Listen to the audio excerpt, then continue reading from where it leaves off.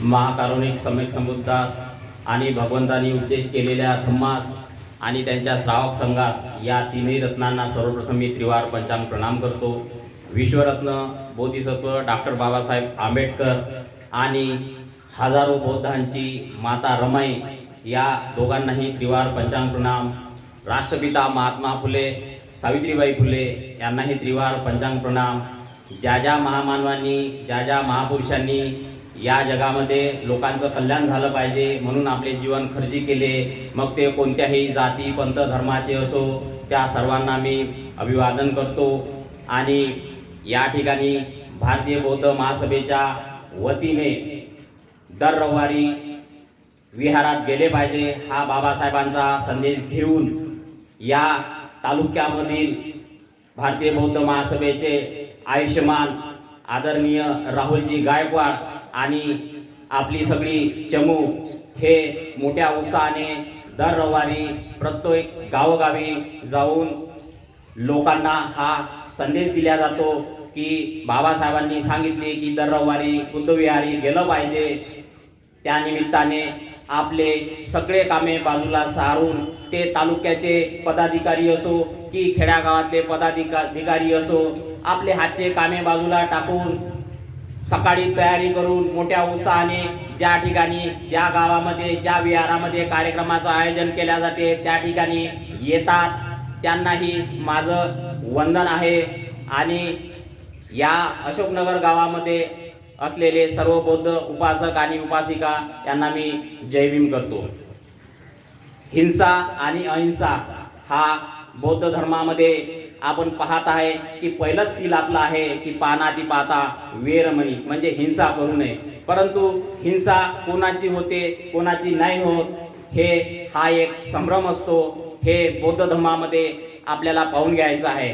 तर भगवंत एकदा राजगृहामध्ये असताना जीवक हा भगवान बुद्धाकडे आला आणि भगवंतांना म्हणतो, तथागता मी असे ऐकले आहे की आपल्यासाठी लोक प्राणी मारतात असं मी ऐकले आहे। तर तथागत म्हणतात, हा माझ्यावर खोटा आरोप लावला जाते, मी कोणालाही असे सांगत नाही। तर मी 3 प्रकारच्या मांसाला सेवन करण्यासाठी सांगतो आणि 3 प्रकारच्या मांसाला सेवन न करण्यासाठी सांगतो। तर ते कोणतं मांस? न पाहिलेलं, न ऐकलेलं आणि न शंका घेतलेलं हे मांस मी भोज्य समजतो आहारासाठी। आणि पाहिलेलं, शंका असलेली आणि ऐकलेलं या मांसासाठी मी भोज्य ते समजत नाही असे भगवंत म्हणतात। तर हिंसेची व्याख्या काय, खरा हिंसेचा अर्थ काय? तर बुद्ध आणि त्याचा धम्म यामध्ये खंड क्रमांक 4 धर्म आणि धम्म यामध्ये अहिंसा हे प्रकरण बाबासाहेबांनी आपल्याला दिलेलं आहे। यामध्ये अहिंसेचा खरा अर्थ जर पाहिलं तर बाबासाहेब म्हणतात, हिंसा करू नये, मृत्यूची शिक्षा देऊ नये। तरी पण सर्वांनी मैत्री केली सर्व प्राणी मात्रावर तर हिंसा करण्याचा प्रश्नच उद्भवत नाही। परंतु हिंसेचा अर्थ वेगवेगळ्या हा बौद्ध धम्म नुसता भारतातच नव्हे तर सर्व जगामध्ये आहे आणि त्या प्रत्येक जगामध्ये प्रत्येक देशामध्ये तो वेगवेगळा अर्थ काढला जातो। जसं ब्रह्मी देशामध्ये जर पाहिलं तर तिथले लोक काय करतात, अंडी खातात, मांस खात नाही। सिलोनचे लोक युद्धामध्ये भिक्खूसुद्धा रणांगणामध्ये आपल्या देशाचं संरक्षण करण्याकरता उतरले होते। तर असा हा अहिंसेचा अर्थ लावण्यात येतो। तर अहिंसेचा खरा अर्थ म्हणजे हिंसा करू नये। तर भिक्षूंबद्दल आपण पाहिलं तर हिंसेच्या बाबतीत, मांस खाण्याच्या बाबतीत आपण हे प्रॅक्टिकली उदाहरण घेऊ तर हे प्रॅक्टिकली आपल्याला समजून घेईल। एखादे भिक्षू आहे आणि ते या अशोकनगर गावामध्ये चारिका करण्यासाठी आले आणि त्यांना असं लक्षात आलं की मी चारिका करण्याकरता निघालो। तर एखादा व्यक्ती त्यांना असा भेटला आणि त्यांना असं दिसलं की हा व्यक्ती मटणाच्या दुकानात गेला आणि तिथे मांस त्यांनी घेतलं आणि तो त्याच्या घरी गेला। म्हणजे त्यांनी ते काय केलं, पाहिलं आणि त्यांच्या मनात असं आलं की मी यांच्या घरी जर चारिका करायला गेलो तर निश्चितच मला मांस भेटेल। तर हे काय झालं, पाहिलेलं अन्न झालं। बरोबर आहे की नाही? पाहिलेलं तर ते भोज्य झालं का त्यांच्यासाठी? ते परिशुद्ध अन्न त्यांच्यासाठी होत नाही। तसंच त्यांनी समजा ऐकलं अमुक अमुक याच्या घरी मटण शिजत आहे, तर त्यांनी ते चारिका करायसाठी त्यांच्या घरी गेले, तर त्यांच्यासाठी सुद्धा ते ऐकलं असल्यामुळे त्यांना ते परिशुद्ध भोजन होत नाही. तसंच शंका आली, चालता चालता एखाद्याच्या घरी शंका आली का नाही बा इथं असू शकते, अशी शंका निर्माण झाली, तरी सुद्धा त्यांच्यासाठी ते काय होते, अन्न परिशुद्ध होत नाही. ते असं अन्न ग्रहण केल्यास भगवंत म्हणतात हे त्याच्यासाठी परिशुद्ध भोजन काही होत नाही. तर परिशुद्ध भोजन काय होते, भिक्षू चारिका करत निघाल्यानंतर ते आले, एखाद्या घरासमोर आले आणि आपली भिक्षा पात्र घेऊन समोर उभे आहे, तर तो गृहस्थ त्यांना पालेभाज्याचं अन्न देतो की मांसाचं अन्न देतो याच्यावर काही फरक पडत नाही, त्याला ते माहीतच नाही. तो भिक्षू काय केला, भोजनासाठी चारिका करण्यासाठी निघाला. तुम्ही काय देता त्यांच्या पात्रात याच्याशी काही घेणं नाही काय, त्यांनी ना पाहिलं ना शंका व्यक्त केली ना ऐकलं, बरोबर आहे की नाही. हे अन्न मग मांसाचं असो की कोणतंही पालेभाज्याचं असो ते त्याच्यासाठी काय आहे, परिशुद्ध आहे. असं भोजन ग्रहण करण्यासाठी भगवंत स्वतःही कधी नाकारलं नाही आणि भिक्षूंना कधीही नाकारलेलं नाही. याला म्हणतात न पाहिलेलं, न ऐकलेलं आणि न शंका व्यक्त केलेलं भोजन, हे झालं त्याच्यासाठी परिशुद्ध भोजन. याला काय म्हणते, भिक्षूंनी चारिका करत असताना घेतलेलं भोजन, बरोबर आहे की नाही. मग आपण गृहस्थाचं पाहू. मग आपण काय पाहू, गृहस्थाचं. एखाद्या घरी, आपल्या घरी एखादा व्यक्ती पाहुणपणा आला. पाहुणपणा आल्यानंतर आपल्याला असं मनात भाव निर्माण झाला, अरे हा माझा नातेवाईक आहे, याच्यासाठी मी काय केला पाहिजे, पाहुणचार केला पाहिजे. याच्यासाठी मी काय केला पाहिजे, पाहुणचार केला. त्यानं मागितलं काय, त्यानं काहीच मागितलं नाही, पाहुणचार केला पाहिजे म्हणून तो बाजारात गेला, मटण आणलं, त्याच्यासाठी शिजवलं, त्याच्या ताटासमोर तुम्ही त्याला अन्न वाढलं. आता ते अन्न मटणाचं असो की पालेभाज्याचं असो, त्यानं मागणी केली काय, तुम्ही त्याला दिलं, त्यामुळे त्याच्यासाठी ते भोजन काय झालं, परिशुद्ध झालं. त्यानं मागितलंच नाही, बरोबर आहे की नाही. ही त्याच्यासाठी परिशुद्ध झालं, त्यामुळे त्यानं न मागितल्यामुळे ते अन्न त्याच्यासाठी चालते. त्याच्यासाठी ते हिंसाचं पाप त्याला काही लागत नाही. त्याच्यानंतर समजा माणूस आला, पाहुणा आला, पण त्यानं स्वतःहूनच म्हणलं, अरे राजा मी त्या घरी लय दिवसाचा आलो, आज होऊ दे ना काही. त्यानं काय केली, इच्छा व्यक्त केली. त्यानं काय केली, इच्छा व्यक्त केली का आज काही ते होऊ दे, अन्न काही कापणं, बरोबर आहे की नाही, काही काहीतरी त्यानं इच्छा व्यक्त केली, त्यामुळे त्याला आणा लागलं आणि त्याला ते मटण आणा लागलं, त्याला शिजवा लागलं आणि त्याच्यासाठी वाढण झालं. त्याने त्याची काय झाली, खाण्याची काय झाली, त्याची तृष्णा निर्माण झाली, त्याची इच्छा व्यक्त झाली, त्यामुळे त्याच्यासाठी ते परिशुद्ध अन्न होत नाही. असा हा गृहस्थासाठी खाण्याचा काय आहे, नियम आहे. वास्तविक पाहता हिंसेची व्याख्या तथागतांनी कुठेही केली नाही, ही ज्याच्या त्याच्यावर सोडला, बरोबर आहे की नाही. हे त्याच्यासाठी म्हणजे काय, हिंसेची व्याख्या कशी केली, गरज आणि इच्छा, गरज आणि इच्छा. एखादा माणूस, गरज काय, हिंसा कशी होते, कशी नाही होत. एखादा माणूस जंगलात गेला आणि त्याने समजा वाघ दिसला आणि त्याने मारायला येऊन राहिला, त्याने खाण्यासाठी येऊन राहिला, तर तो व्यक्ती त्याने त्याच्यासोबत आपला जीव, स्वतःचा काय प्राण वाचवण्यासाठी त्याच्यावर समजा हल्ला करत असन, त्याच्यासोबत युद्ध खेळत असन, आपला जीव वाचवण्यासाठी, ही काय झाली त्याची गरज, ही काय झाली त्याची गरज. इच्छा झाली काय, त्याला इच्छा होती का त्याला मारण्याची, त्या वाघाले किंवा त्या प्राण्याला मारण्याची इच्छा नसल्यामुळे ही त्याची गरज झाली. कशासाठी गरज, का माझा जीव वाचला तर मी आहे, बरोबर आहे की माझा जीव वाचला तर मी राहील. त्यामुळे त्यानं काय केलं, त्याच्यासोबत युद्ध खेळलं, त्यामुळे ही त्याच्यासाठी हिंसा होईल काय, ही त्याच्यासाठी हिंसा होत नाही, ही त्याची झाली गरज, स्वतःचे प्राण वाचवण्यासाठी त्याने केलेला हल्ला, बरोबर आहे की नाही. परंतु तो जंगलात दिसला, त्याला ससा दिसला, तो जंगलात दिसला त्याला ससा दिसल्याबरोबर याची इच्छा उत्पन्न झाली, अरे ससा मस्त चांगला असते, याची भाजी मोठी चांगली लागते. मनात निर्माण झाली इच्छा, तृष्णा निर्माण झाली, याले आपण कापला, याले घरी नेला, याले खाल्लं तर किती चांगलं होईल. इच्छा निर्माण झाली, त्याले पकडला, त्याले मारला आणि त्याची भाजी केली, ही काय झाली, त्याची इच्छा झाली. हे काय झालं, हिंसा झाली. हे झालं त्याची हिंसा झाली, म्हणजे हे त्यानं पाप कर्म केलं.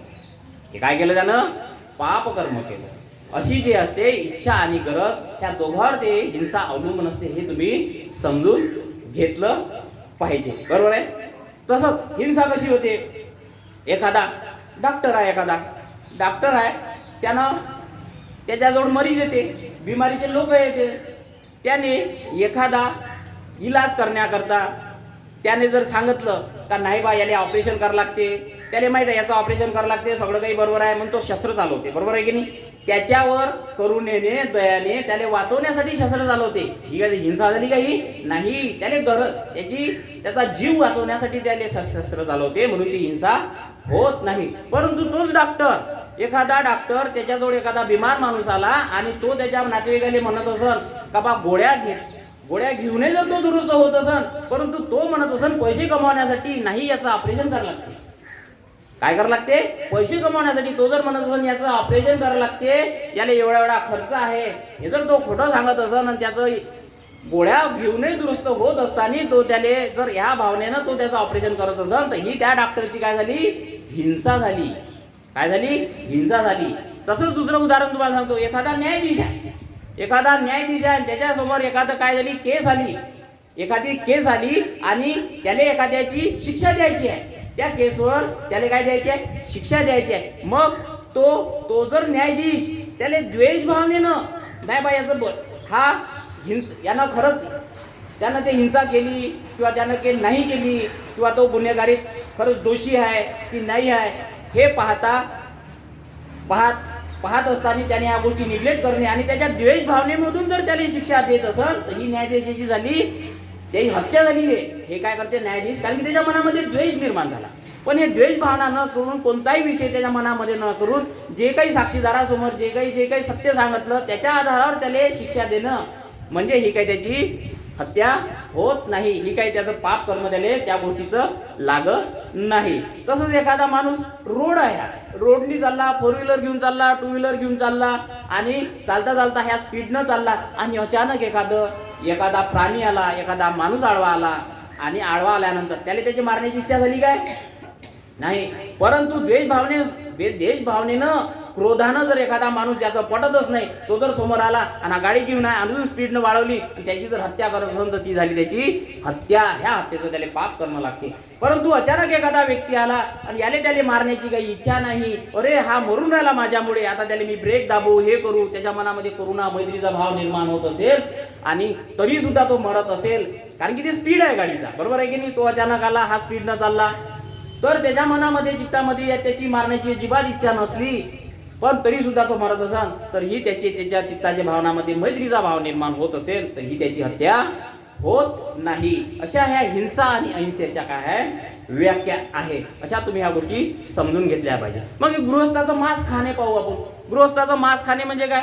आता ज्या गावामध्ये शहरामध्ये काय झालं, मटण कापल्या जाते, कोंबडीचं कापल्या जाते, त्या बकऱ्यांचं कापल्या जाते, बरोबर आहे की नाही. आपण तिथं जातो, बरोबर आहे, तिथं जाऊन ते विकत घेतो आणि खातो. मग याले काय वाटते का मी थोडी कापतो? याला काय वाटते? मी कापतो काय? मी कापत नाही, तो हिंसा तो करतो, मी तर मांसच घेऊन येतो. त्यामुळे मी तुम्हाला सांगतो, कार्यकारण भावाचा सिद्धांत कसा आहे? इमस्मी सती इथं होती, इमस्मी असती इथं न होती, इमस्मी उत्पादा इथं उपजंती, इमस्मी निरोधा इथं निरोधंती. तथागत भगवान बुद्ध कार्यकारण भावाच्या सिद्धांतामध्ये ती व्याख्या आहे. याच्या होण्यामुळे हे होत असते, याच्या न होण्यामुळे हे होत नसते, याच्या उत्पन्न होण्यामुळे हे उत्पन्न होत असते आणि याचा निरोध झाल्यामुळे याचा निरोध होत असतो. आता मला सांगा, ज्या गावामध्ये मांस खाणारे जर लोक असेल, तर त्या गावामध्ये मटण कापल्या जाणार की नाही जाणार? तर त्या मांस कापणाऱ्याले, बोकड्याचं असो कोंबडीचं असो, त्याला माहीत आहे ह्या गावात मटण खाणारे लोक असतात, म्हणून माझा धंदा होणार, म्हणून तो मांस कापतो. परंतु मला सांगा, ज्या गावामध्ये एकही व्यक्ती खाणारच नाही, त्या गावामध्ये मांस कापल्या जाईल काय? कापल्याच जात नाही. हा सिद्धांत आहे. म्हणून तो सिद्धांत कसा लागू होतो? ज्या गावामध्ये मटण खाणारे लोक असतात, त्या गावामध्ये मटण कापण्याकरता हिंसा केली जाते. हा सिद्धांत आहे. आणि ज्या गावामध्ये मटण खाणारे लोक नसतात, त्या गावामध्ये हिंसा केल्या जात नसते, त्याचा निरोध केला जात असतो.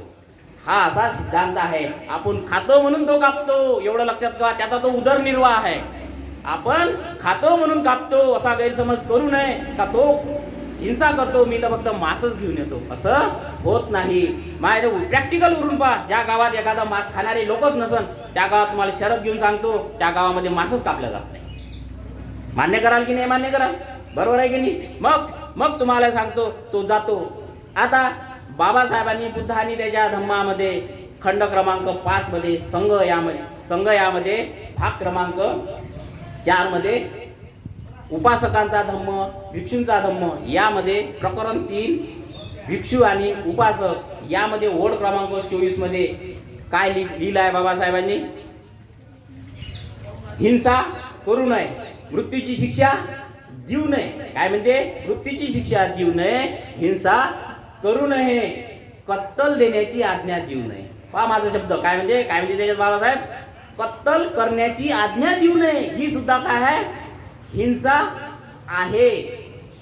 हे झालं एक. दुसरी गोष्ट 22 प्रतिज्ञेमध्ये 13व्या क्रमांकाची प्रतिज्ञा कशी आहे माहिती आहे का?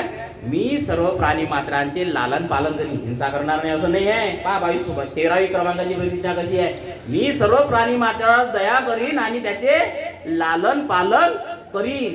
आता मला सांगा, मी जर पिशवी घेऊन त्या जिथं बोकड्या आणि कोंबडी कापल्या जाते मी तिथं जात असन तर खरंच मी दया करणारा व्यक्ती आहे काय?